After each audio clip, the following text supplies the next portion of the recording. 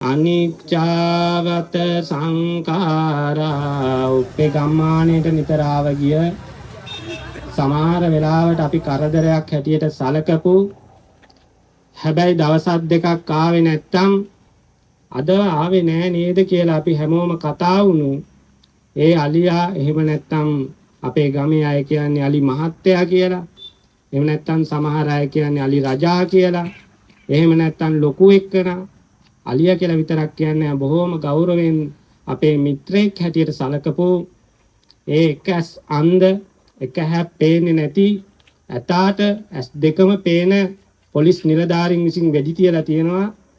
ඒ වෙඩි තැබීම නිසා ඒ අලියා අද දවසේදී අපේ හැමදෙනා අතරින්ම වෙන් වෙලා ගිහිල්ලා තියෙනවා.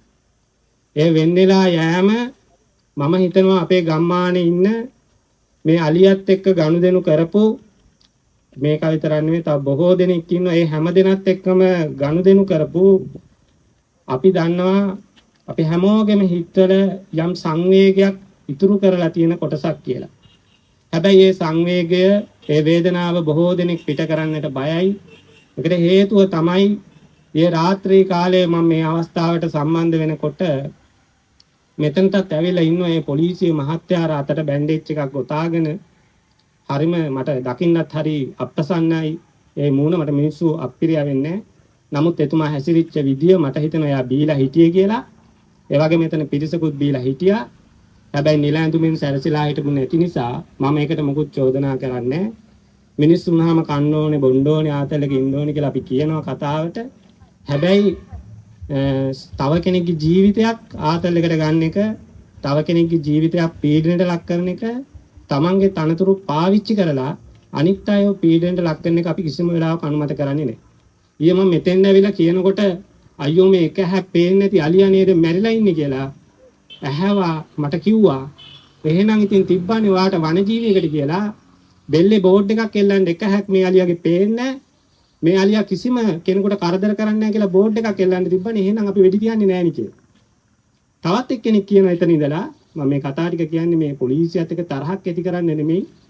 මේ පරීක්ෂණ ඉස්සරහට යයිද කියලා අපිට සැකයක් තියෙනවා. ඒක නිසා මේ කතාව මම මේ කියන්නේ. තව එක්කෙනෙක් කියනවා කමන්නේ කොහොමද ජීවත් වෙලා හිටියනම් විඳවලා මැරෙන්න වෙනවනේ. ඒක නිසා මේ වෙඩි තියලා මරපෙක හොඳයි කියලා සාධාරණේ කරනවා. දැන් අපිට තියෙන ප්‍රශ්නේ තමයි අපි හැම අසනීප වෙලා රෝහල් ගත වෙලා ඉද්දි බෙහෙත් ටික අරන් දෙන්න සල්ලි නැතුව ඉඩකඩම් විකුණන්න වෙද්දි අපි ප්‍රාර්ථනා කරනවාද අපේ අම්මගේ මරණය හෙට වුණොත් හොඳයි අපිට වියදම් වෙනවනේ කියලා. අපි ප්‍රාර්ථනා කරනවාද අපේ අම්මගේ මරණය හෙට වුණොත් හොඳයි එයා දුක් විඳින්න ඕනේ නැහැ කියලා. මං ඇහුවා යාගෙන් එහෙනම් ඔයාලට පුළුවන් ඔයාලා ගෙදරින් අම්මට ගිහලා වෙඩි තියන්න. දුක් විඳිනවනේ පවුනේ. වෙඩි තියන්න කියලා මං යෝජනා කරා. මං අහනවා අපි කාට හරි පුළුවන් ද එහෙම හිත හදාගන්න මේ මෙරිච් එක හොඳයි විඳවනවට වඩා කියලා. විච්ච වැරද්ද වහගන්න සමහර මිනිස්සු කියනකොට අයියෝ මේ අසරණයටද වෙඩි තියන්නේ කියලා පොලිසියට අරන් යනවා කියලා තර්ජනය කරන හැටි අපි දැක්කා. අපිට සැකයක් තියෙනවා මේ එජොබිස්ගේ මැඩමුත් ඉන්න තැන මම මේ කතාව කියන්නේ මේවට සාධාරණයක් වෙයිද කියලා. මම අදත් කියනවා මේ අලියා අපේ ගමට ආවට කවදාවත් කරදර කරවෙන්නේ නැහැ. අපේ වගාවට හානි කරවුවා සමහර වෙලාවට. සමහර වෙලාවට කොස් ගෙඩියක් කඩාගෙන කෑවා. මම පන්සලේ සංඝාවාසයේ වරණ්ඩ එකේ පාඩම් කර කර ඉන්නකොට හැමදාමත් එතනින් තමයි ඔය අලියා යන්නේ වරණ්ඩ එක ගාවින්ම. කවදාවත් මම දොර වහගෙන පන්සල ඇතුළට ගියේ නැහැ. මම වරණ්ඩ එකේ ඉඳලා බලාගෙන ඉන්නවා. එයා යාගේ පාඩුවේ යනවා. ඒ වගේම මේ ඊයේ පෙරේදා හොඳ අත්දැකීමක් තියෙනවා අපේ දායක සභාවේ භාණ්ඩාගාරිකතුමා චමින්ද අයියා මේ පාරේ යනකොට උඩහා පාරේ අලියා ඉස්සරහට ඇවිල්ලා තියෙනවා. වැටෙන් එහාට යන්නත් බෑ මෙහාට යන්නත් බෑ. චමින්ද අයියා අද මං ඉවරයි කියලා හිතාගෙන බයික් එක තියාගෙන එතනම හිටගෙන හිටියා. අලියා චමින්ද අයියා දිහා බලන්නේවත් නැතුව එයාගේ පාඩුවේ එයාගේ ගමන ගියා. එහෙම අහිංසකෙකුට තමයි අද වෙඩි තියලා තියෙන්නේ. ඒක නිසා අපිට මහා සංවේගයක් කනගාටුවක් මේ විච්ච සිදුවීම ගැන තියෙනවා. ඒ වගේම මේ විච්ච සිදුවීම සාධාරණීකරණය කරන්න කවුරු හරි ඉදිරිපත් වෙනවා අපි කියනවා හෙට මිනිමැරුමක් සිද්ධ වුණත් ඔය සාධාරණ ඔය විදියටම කරගන්නට හිත හදාගන්න කියලා. ඒක නිසා අද දවසේදී නැති වෙලා තියෙන්නේ මේ රටේ මහා සම්පතක්. ඒ වගේම අපි ඓතිහාසිකව ගත්තාම අපිට තියෙන අලියත් එක්ක බැඳිච්ච ලොකු බැඳීමක්. දුටුගැමුණු යුද්ධ ගැන කතා කරනකොට අලි ගැන කතා නොකර ඉන්නේ නැහැ. දළදා වහන්සේ ගැන කතා කරනකොට මේ දවස්වලත් අලි ගැන කතා නොකර ඉන්නේ නැහැ. ඒ වගේම එයාලා බොහෝම අහිංසක විදිහට තමයි එයාලගේ ජීවිතය ගෙවන්නේ. මිනිස්සු කුලප්පු කරොත් ඇරෙන්න එයාලා මිනිස්සුන්ට කරදර කරන්න ආවේ නැහැ. ඒ ආදරණීය විදියට අපි දැකපු ඒ හස්ති රාජයා අදින් පස්සේ අපිට දකින්න හම්බෙන්නේ නැහැ.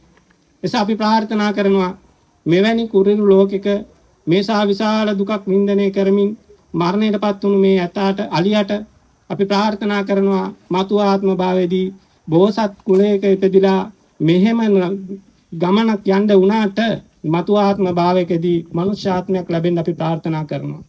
ඒ වගේම අපි හැමෝම ප්‍රාර්ථනා කරනවා මේ හස්ති රාජයා මතු ආත්ම භාවයකදී උතුම් වූ නිවන අවබෝධ කර ගැනීම සඳහා අවශ්‍ය ප්‍රඥා වීරිය වඩන්නට අපි මේ සිද්ධ කරගත්තා වූ පාංශුකූලික වශයෙන් සිද්ධ කරගත්තා වූ අපි අද මතක වස්තුවට පාවිච්චි කරේ හැමදාම පාවිච්චි කරන සුදු රෙදි අද අපි මතක වස්තුවට චීවරයක්ම පාවිච්චි කරවුවා. ඒට හේතුවක් තියෙනවා මේක සංකේතාත්මකයි. වෙනදට දෙනවද ඔයාලා ගමට මේ අලිය? එනවා ඉතින් කී කරදරයක් කළා නැහැ මෙච්චර කාලයකට. වතු වලට පැනලා කන බොන එක නම් කනවා. ඔව්. ඒ වුණාට මිනිස්සෙකුට නම් කරගෙවල් කඩලා වී හැමත් කෑවා. ඒ වුණාට මිනිස්සෙකුට නම් කරදරයක් නෑ මුකුත්. මෙච්චර කාලයකට කරදරයක් කරලා නැහැ. හැමදාම එනවද මු? කොහෙන්ද දෙන්නේ? පාර දිගේ හැමදාම වගේ කනවා.